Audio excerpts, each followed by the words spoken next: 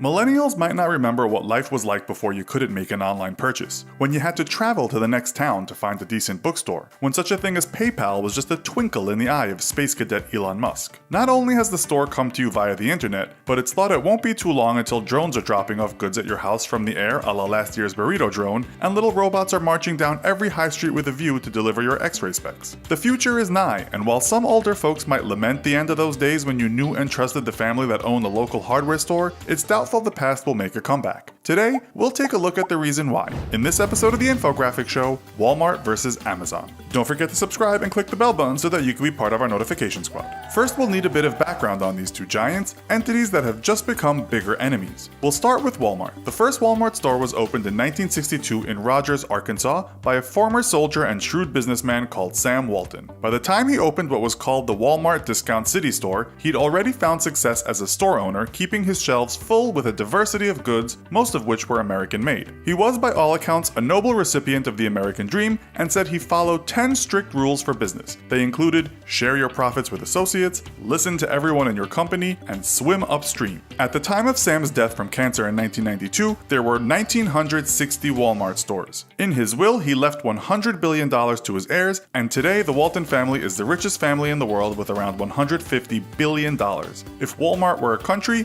it would be the 24th largest economy in the world. Can Amazon possibly match that? Well, if it were a country, it would be the 57th biggest economy in the world. Not quite as impressive, but the bets are on that Amazon is the future. We'll come back to facts and figures later. First, let's look at how Amazon got started. Well before Amazon spread its wings and got into cloud computing, AI-powered delivery drones, and virtual assistants, it was a fairly simple e-commerce outfit. In 1994, founder Jeff Bezos created the company Cadabra Inc., but not too long after, he had second thoughts and renamed it Amazon.com. It went online in 1995, while Bezos was rubbing his hands knowing from his Wall Street days that e-commerce was about to blow up and make him a fortune. He worked out what would sell, which he decided were books, compact discs, videos, computer hardware, computer software, but then settled with only books. The first book ever sold while the site was still in beta was Fluid Concepts and Creative Analogies, Computer Models of the Fundamental Mechanisms of Thought, bought by a computer scientist who'd received an invite to the site. In a few months, Amazon was making $20,000 a week and would soon declare itself the world's biggest bookstore. The company sailed through a burst tech bubble and just kept expanding and reinventing itself. Jeff Bezos, the man who once said, "What's dangerous is to not evolve," is now the third richest person on the planet with a worth of $72.8 billion.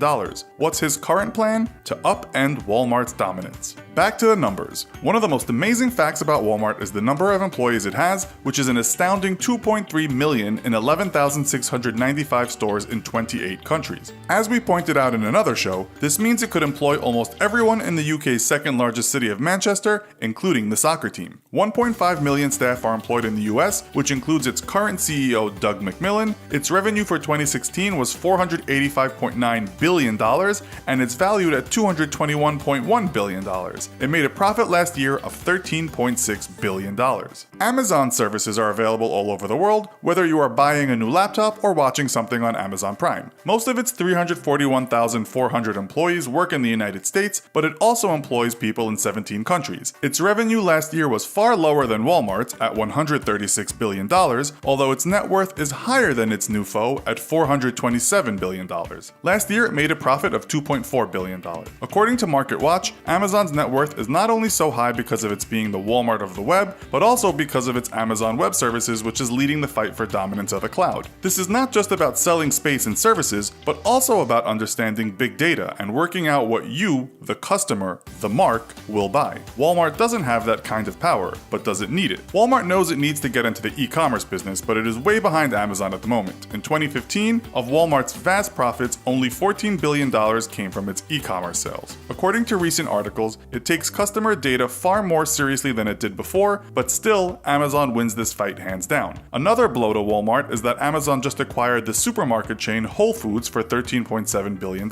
Amazon straight away went for Walmart's jugular by slashing its Whole Foods grocery prices, but many critics still believe it is in no position to go head-to-head in a price war with the king of discount stores. The question that's been asked for a long time is, can Amazon build up a massive chain of physical stores, and can it compete with Walmart's prices? Or can Walmart Walmart compete with Amazon's tech-savvy online stores, and does it have a view to the future in which automation and drones will surely play a part? It is definitely trying, having acquired digital commerce outfits Jet.com, Shoebuy, ModCloth, and Moosejaw. One thing is for sure, and that is that both companies are fast becoming very similar, offering offline and online shopping at bargain prices. They want to be and sell everything, becoming unstoppable business gods that own the consumer goods world. As a buyer, a customer, this battle only means things will get cheaper. But it may also mean we end up buying a lot more than we need, and that's not always a good thing. The New York Times writes about the current battle, saying that it has been a boon for consumers, but also has more worrying implications for jobs, wages, and inequality. If we are going to compare these companies, then we probably shouldn't leave out the matter of ethics and how they conduct themselves, only because both firms have met with torrents of criticism for years now. So, who is the bigger beast? Well, both stores are quickly putting every other consumer goods store out of business. To do this, they have to make things cheap, and to do that, they have to pay someone a low wage or at least work them very, very hard. For that, you require poor, desperate people. Finding information on how unethically these two companies sometimes work is quite easy, as it's ongoing and pretty much in all big media. CNN calls Walmart's low-paying policies in Asia exploitative, stating that its sweatshops in Bangladesh, Cambodia, India, and Indonesia are nothing short of inhumane. The report adds that the clothes factories leave workers susceptible to unsafe working conditions, low wages, denial of benefits, and harsh penalties for engaging in union activity, including termination of employment. Surely this was not in Sam Walton's 10 business rules. Amazon hasn't ever been blamed for having sweatshops, but many of its employees in its warehouses have complained of sweatshop-like conditions. This has been going on for years, with The Atlantic in 2011 calling conditions brutal, and in 2016, Scottish workers, not renowned for physical weakness, calling conditions intolerable. They said some of them were paid so little they camped in tents near the warehouse. According to American media, Amazon bullies these low-paid staff and shames them if they don't perform in what's been called a Hunger Games style of management. Walmart doesn't receive anywhere near the same bad press, but then when people die in Bangladesh factories from heat exhaustion or falling walls, it generally doesn't result in employee revolts. If it did, they would be fired and wouldn't be able to eat. You get the picture. This is one way how things stay cheap. So, which of these two behemoths do you think is the better company? Have any of you worked for either of these two places? Let us know in the comments. Also, be sure to check out our other video called What If Apple Was a Country? Thanks for watching, and as always, don't forget to like, share, and subscribe. See you next time!